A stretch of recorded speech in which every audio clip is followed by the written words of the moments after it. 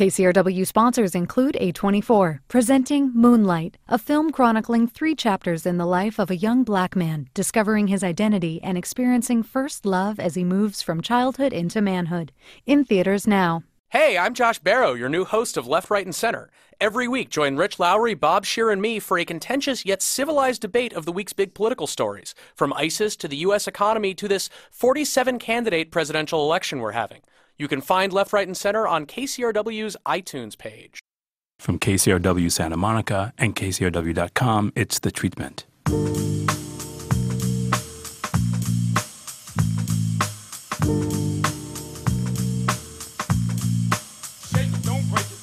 Welcome to The Treatment. I'm Elvis Mitchell.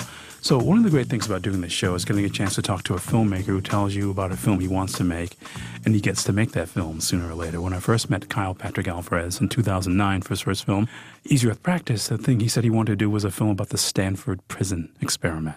A scant 6 years later, after he was last year's first film, COG, that dream has come true.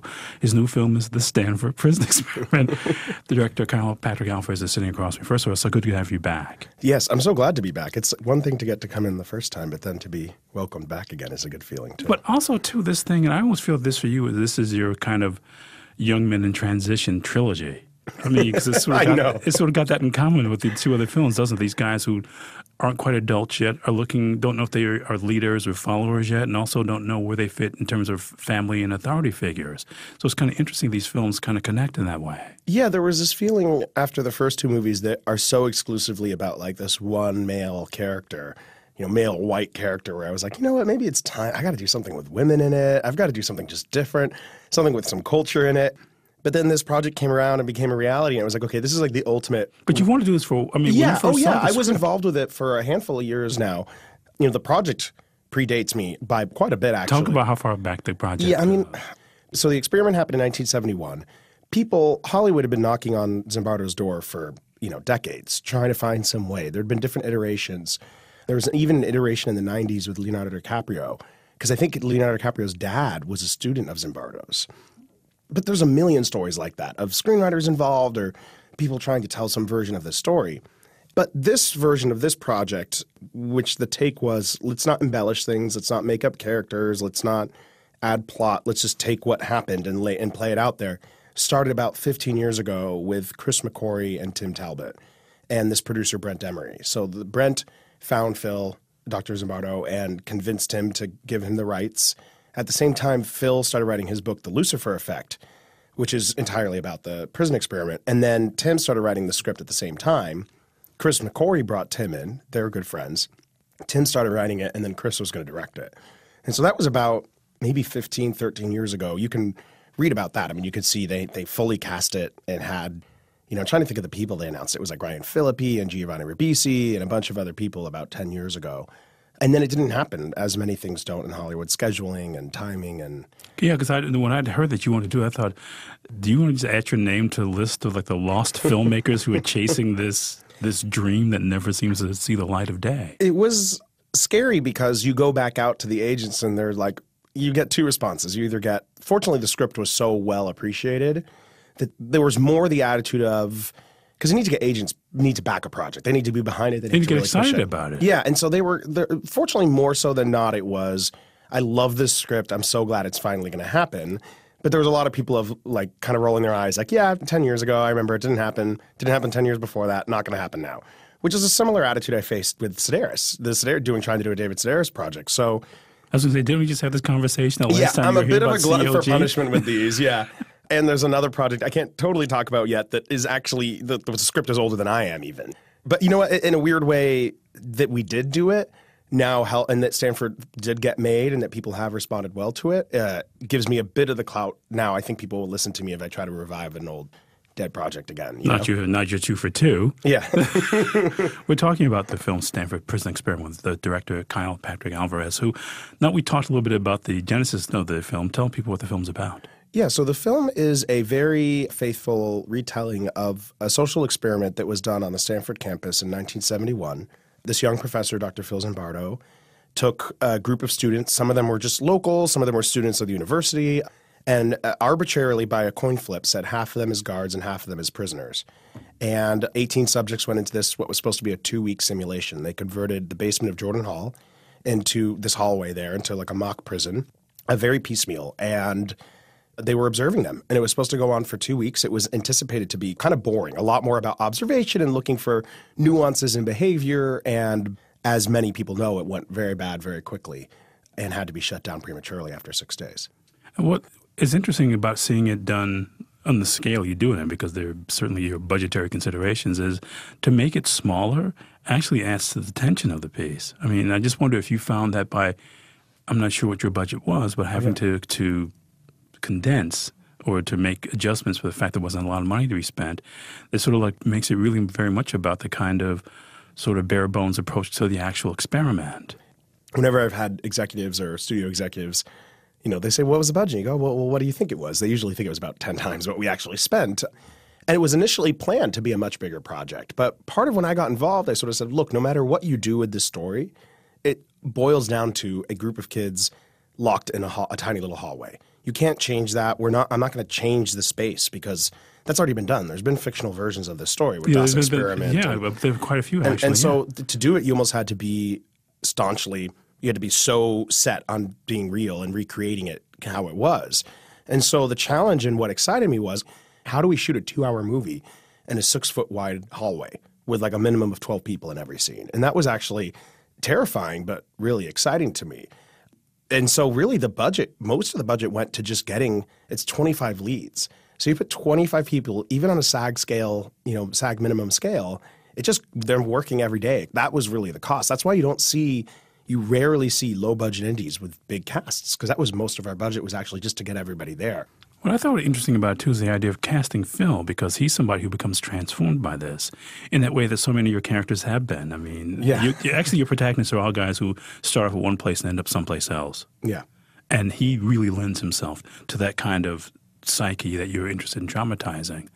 Well, and that was one of the things I was interested in. I left out of my brief synopsis of the story is that Phil himself was both the lead researcher on the experiment, and he has a team of grad students helping him out, but he also made himself the prison superintendent. So he was in charge of the operations at the same time trying to run the experiment, and consequently became a subject of the experiment himself. And that was actually really exciting to me. So, and Dr. Zimbardo himself is a really public figure. He still speaks and goes on talk shows all the time. So I actually felt, as opposed to like when I was casting David Sedaris, I tried to go the opposite direction. I was like, I'm not going to cast someone who looks exactly like him. I'm not going to even try. In this case, it was actually more like, oh no, we kind of need him to look like him, because here we are rebuilding the basement of Stanford, copying all the costumes, uniforms, frames, images, everything, that you needed someone who looked like him, and also someone who was a tremendous actor who could be both the protagonist and antagonist in the film. And also be sympathetic, and that once he starts to become sort of pulled into the experiment himself. Yeah, and an actor with enough humility to sort of become a little bit villainous, not be worried about the audience always liking him. And it's a really rare beast, because you basically have to find a character actor who's also like a movie star. And by that I mean someone who has a lot of freedom and access, as an actor, but can also carry the screen. And you start talking about it, there's very few people, and for me, like Billy Crudup is at the top of that list, of guys I've always wanted to work with. So getting to put him in that part, he actually looks quite a bit like Phil did at the time. And especially once we copied the Phil sort of signature facial hair and all these things, it was like the most exciting option there could have ever been. I was thrilled about it.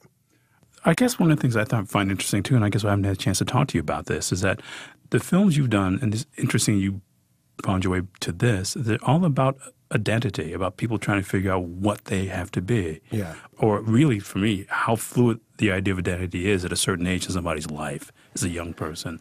And I wonder what you find attractive about that as a subject to dramatize. I think it's, for me, it's a really compelling thing. Like and the experiment, I think, asks this question a lot, which I think is fundamentally on a sort of thematic level, what I was drawn to, which is how secure are our identities? How capable are we of changing as people? How much can we really change?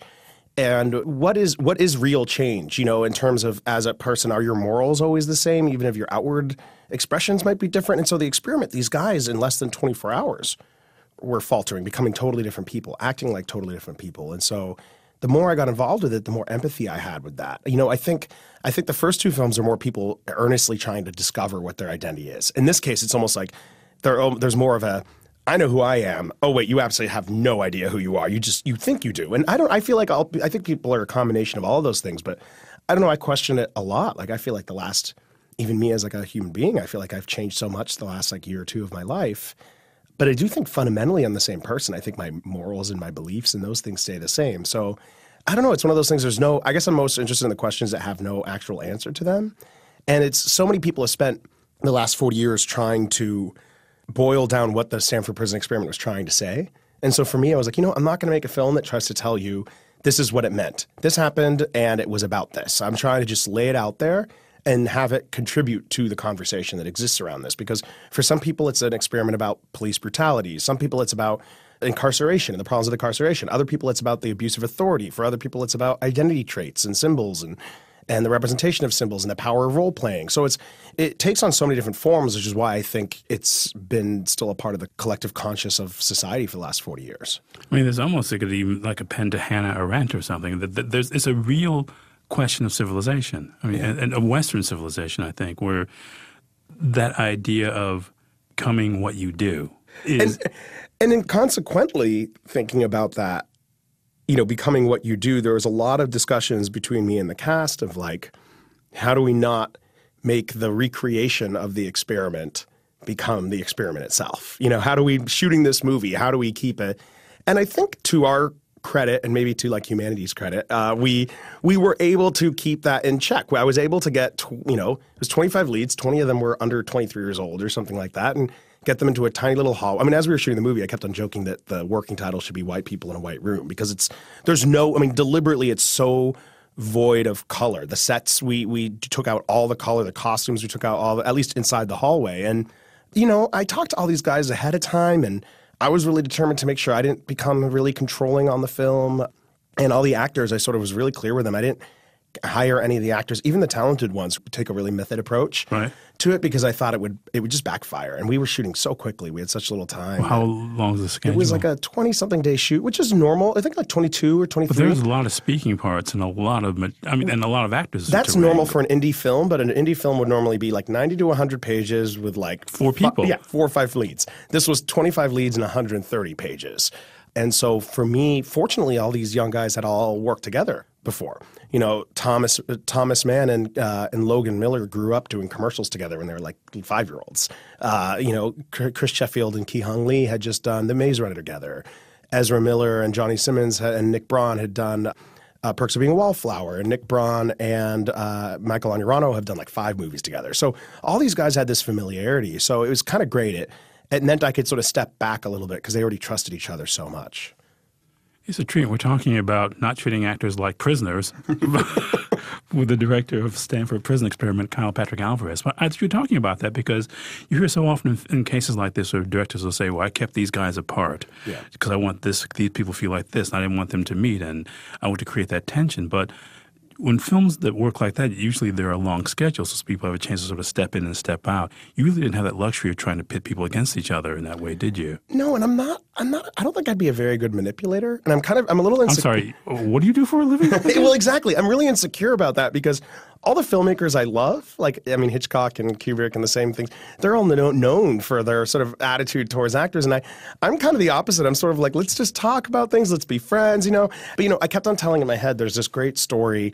I think it was Andrew Adamson, on the first Lion, the Witch, and the Wardrobe movie with Tilda Swinton, and I think he said to her, he was like, you should be separate from the kids. I want them to always be scared of you, since she was like the villain. And she was like, just because they're kids doesn't mean they're not actors, and they'll be able to act when the camera's on. And there's something really inspiring to me about that for me, I don't know, I see myself as a director as adjusting to each actor.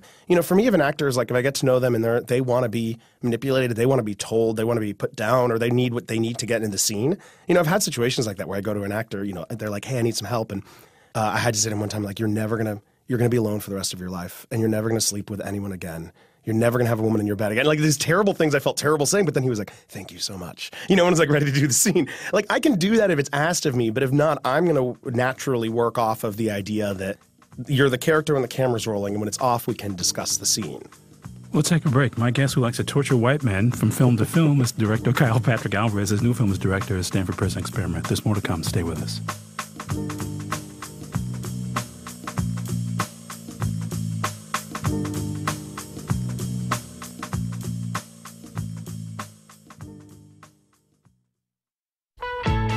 Browse the KCRW store and shop for vacations, wine classes, frequent flyer miles, dinners, and merchandise. Shop to support KCRW only at kcrw.com/store. Welcome back to The Treatment. My guest, I'm glad to have him back here again, is Kyle Patrick Alvarez. It's been too long, a couple of years since COG. His new film as director is Stanford Prison Experiment. But I do want to get back to this idea of, because I think that's really something that has been chronicled in social terms in culture really in the last 20 years, the idea of identity being such a fluid thing. I mean, because so much of even young adult fiction is about the idea of this sort of like not really taking a stand on what you are. And there's this yearning quality to a lot of your protagonists. And I think Phil ends up being that person. It's interesting of being the oldest person in the piece is a person who's still searching. Yeah, it's interesting. In a lot of ways, I felt for him, there's a lot of enigma to him. And as we present him in the film, there's a lot of like, is it ambition taking him over? Is it professional desire? Is his mind just as deep into it as the subjects are? And it was sort of an interesting thing. And I think Billy found that right balance. I mean, I think it's really the combination of all those things, you know, and maybe, you know, Phil would say otherwise in real life, but, you know, we're also sort of presenting this character as a story. You know, I kept on telling Phil, because he was involved in the film, Dr. Zimbardo was. You know, he was a consultant on the movie. He approved the script. I'd wonder how active a participant really active, he was. Oh, really active part of the movie. And it was part of what drew me into this project, being like, oh, you're making this, and you're making it with the approval of the guy who created it, and the approvals of Stanford University and all of these things. And so for me, it was... Did you have to get those approvals from Stanford as well? Was that important? Yeah, I think it was. Stanford's sort of only thing was, it just has to stay true to what really happened. You know, the fundamentals of it are, and I think they trust Phil. I mean, Phil taught there for so long and still, you know, holds an office there and everything, that they really trusted him and his overseeing of the project. But, you know, in terms of working with Billy and that his character's desire, I think he starts off a little naive. You know, one of the things when I first sat down with Billy about the movie was, he goes, well, I just don't understand, how am I supposed to play this guy? Like, how did he not know it was going to go bad? You know, that's sort of the question he asked. He goes, I just can't imagine. I don't understand how someone could be naive enough. And I said, well, that's because the Stanford Prison Experiment hadn't happened yet. But that idea, that kind of naive, this person who's looking for an answer that he never finally really gets, or becomes a question, becomes an entirely different thing, is the thing that unites all three of these films. And I just find it to be really interesting that this idea of these people who are really questing after something, and that's something that's kind of disappeared from movies. The idea of looking for something, but also the movie not really, in any of these cases, delivering a definitive answer. Yeah, and it's interesting because in Easier Practice and COG, the leads are a little more passive. In this case, Phil is much more active, and maybe it's why I find him to be more redemptive of a character, because talking about this movie is like talking about Titanic. You know the experiment ends. It's on the poster. You know, it's like so when he finally calls the experiment off, it's an interesting, for me, there's a lot of humility in that moment, because you have this character who spends the whole film saying, we got to keep this going. This is important. This is important. And then his girlfriend, now wife in real life, you know, shows up and is like, this is wrong. You need to do something about this. And for me, it's that interesting thing of when you have to own up to your mistakes. So I think actually, at the end of the day, I think Phil ends up having more of an identity, you know, at the end a little bit. I don't think he finds the answers he was looking for, but I think he finds some peace.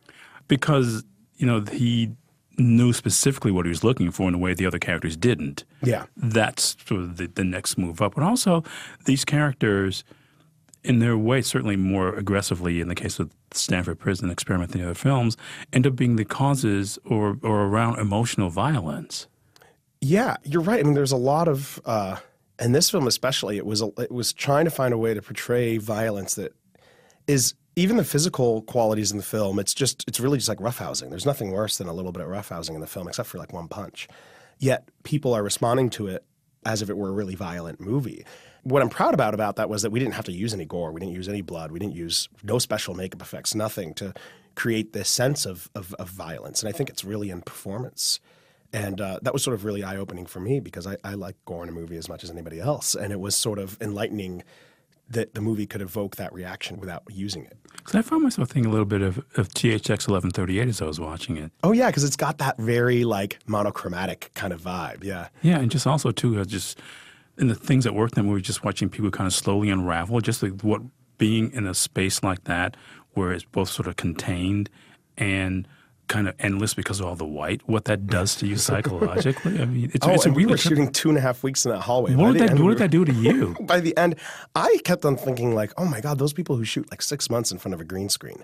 Like, no wonder those actors lose their minds. Because here we are, we actually have doors and we've got props. But I was just thinking, like, speaking of George Lucas, you know, you hear the stories of the actors being like, oh, it felt like you were throwing up green at the end of it, you know? And it's like, for me, we shot 2.5 weeks, I think, in the hallway. And by the end, we were done. I mean, some people took little swatches of the flooring home with them as like souvenirs because we shot every angle. I mean, some of the ones that got cut from the film even were like different. We shot there was no way to shoot that tiny little hallway any different way. And so when we reached the end of it, we were just like, okay, thank God we're done here, because it was, and then the second half of the shoot was a little more like a traditional indie shoot, and then we had multiple locations and stuff. But it was a weird thing, and I definitely think it created a sense of fatigue, and I'm glad we shot mostly in sequence. So I think, did you? Yeah, I mean, we had to make one exception over a few days because of a scheduling for one of the actors, but for the most part, we shot it in order. And it definitely, I think, helped because whatever kind of breaking down people were feeling along the way, we were able to sort of being like, I'm so done being here, was already then great. We could just use that in the movie. I just find myself wondering too, as you were talking to the actors, you mentioned Michael Angarano for a second, who ends up being like the most sort of sadistic. Yes. Yeah. I was going to say the most kind of awfully transformed. But I guess who's giving his movie away is Kyle Patrick Alvarez, the film we're talking about, the Stanford Prison Experiment. But finding the actor you thought appropriate to the material. I mean, just that kind of relish he gets. And you can see almost as a character, he's this person who's been formed by pop culture. You know, he's doing Strother Martin from Cool Hand Luke. That, to me, was the character that I just thought, oh, if someone gets this right, it could be like a really special performance. And I sort of quickly early on decided it's got to be an audition. Like, you can't, even a talented actor who maybe could do something good with it, you need to see what they're going to do. There's something, he takes on this accent, and if someone does it wrong, and so I saw so many auditions for the part. And Michael's not an actor. I mean, I've been watching him forever. I think he's immensely talented. I'm sort of the mind of, if you've seen an actor do enough, you don't really need to audition them. But in this case, it was different because the character was so specific. And he's transformed too. It's not just each one of these people, but I'm just mentioning he wears his the most, partly because he chooses to transform, right? He actually elects to. He actually says, I'm going to do this accent, I'm going to do this character, and comes to sort of define the role playing of the whole piece. But Michael came in, I saw so many auditions that weren't right. But in this case, the character, what made him fascinating, and Michael was the only guy who really tapped into it, was a certain laissez-faire quality to his social violence, you know, like, and Michael did it so well in the film where he almost just doesn't even, when people there's these scenes where Ezra's screaming and begging and Michael's just barely even reacting. And Michael made those choices in the audition even to sort of have, in a weird way, have fun with it. And that was the trick that made the character work, which is you had to enjoy, as many great villains, I think you have to enjoy watching them. In real life, the John Wayne guard, as we refer to him, was actually kind of a bigger, handsome, California blonde swept hair kind of guy, like the kind of guy that could intimidate the room. But for me, I thought, oh, it's going to be so much more interesting if it's someone like Michael, who's more diminutive, shorter, who comes in and controls this experiment via his personality as opposed to his physical presence. And that, to me, was going to define our story to our audiences a little more clearly. I guess I found it interesting, too, because just that idea of somebody, it's the thing that when you read about it, you kind of think, oh, that's what you have to be. You have to be really somebody who takes pleasure in doing that. And rather than acting it, you can see the pleasure, the sort of the really minute pleasures that he takes in just torturing. I don't mean so just, but it's really reading the room and making himself bigger than the room. Just by getting close to somebody but not hitting them, there gets to be a physical violence in that. Yeah, and Michael, I mean, that's so much on Michael's shoulders. You know, we had very little rehearsal time. Oh. And so, I mean, almost none, really. We rehearsed stunts, and that was kind of it. And so Michael would sort of just come in and really owned the set in a really great way. And I think everyone was enjoying, the other actors were enjoying what he was doing so much because it was so, it's such a small window to get it right. You know, to not go so over the top, to not be camp, or to be camp in the way that you want it to be. And to be camp in a way that did not take people out of the picture. It doesn't take you out of the film. It's still scary. And it was a really small window, and he just hit it, and I was so grateful for it. It's just the dominance of that performance, not the amount of screen time he gets, but just what he does in the amount of time that he has. And that's Anthony Hopkins in Silence of the Lambs. You know, he's in it for 14 minutes or 12 minutes or something like that, yet he sort of just bleeds over the whole film. And I was really excited with what Michael did with it, like especially when we were shooting the stuff at the end of the film where it's all really intense close-ups, and that was just one of the best shooting days I ever had because we had 2 cameras, we just kept on going, we got take after take after take, and everyone was engaged. The camera department was really engaged, the actors were so engaged that it just was sort of actually like when you asked for another take, everyone was sort of excited to do it because exciting things were coming from it. Because I guess I wanted to ask, how much of this was for you taking away from the idea of physical violence, of assault? Because in the actual experiment, there is some. There's some, yeah. But yeah. You take a lot of it. I mean, you really, for you, is about just the kind of psychological torment. Then it's more that I mean, even when they strip them down, it doesn't happen till I think the middle or end of day 2, whereas in real life, it was happening at the end of day 1. Yeah. There was this really concerted effort to try to make a film that hopefully by the end your skin is crawling and you want it to be done, but hopefully you don't feel that until the very end. I didn't want to torture the audience, maybe only very little right before it ends so that you feel a relief when it ends. But the trick was to make sure that first hour has some levity in it, some humor.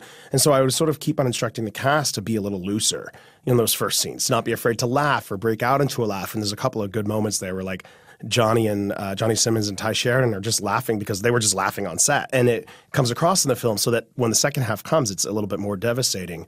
It was tricky to get these scenes and stage these scenes in a way that felt violent without actually ever showing, the scenes you're used to of people just pummeling the camera. That's my least favorite cut I see in movies when someone's punching someone else and you see them punch the camera and then you see the guy's face getting bloody. And, not doing any of those things in the movie was really tough. But you realize you could play moments of violence off the other actors and it'd be stronger. So there's a scene where like Johnny Simmons is being tied up and you just see brief cuts and then we cut to Brett Davern and Ezra Miller kind of being horrified about what's happening and use your imagination more. I mean, it's tried and true, but it does really work where you rely on the point of view of others. I guess I find something too because there's that moment in COG that's the threat of violence. Yeah. And I almost thought that became your window into making this film, where you sort of threaten it but don't really go through with it. What that does to people, because it creates a real tension, and the air is still kind of crackling with that threat of violence after it goes away. Yeah, because in COG there's a scene that becomes a nearly sexual assault, and it was really tough to shoot and tough to edit because the film was still primarily comedic, so you didn't want it to become too ugly. As opposed to this film, there is the threat or, implication of the threat of some sexual abuse towards the end. And it was a weird thing because we're making a film, right? One of the things I always reminded myself of, I was like, no one died while making this. No one got hurt. In fact, no one got permanently psychologically damaged. It's not like any of these people went on to live disturbed lives. Nobody even sued or anything. That's the weird thing. No one sued. They followed up with everybody for months and years later, and everyone was okay.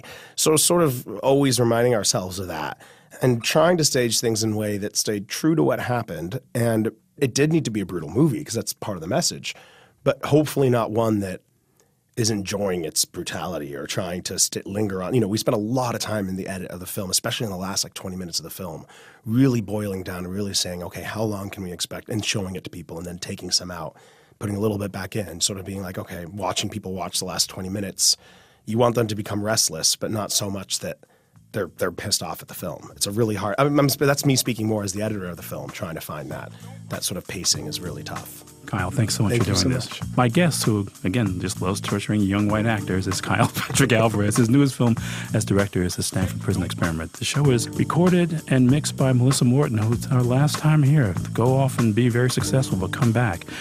And the associate producer, let me officially welcome Blake Veit to the team. I'm Elvis Mitchell. Thanks so much for listening. It's The Treatment.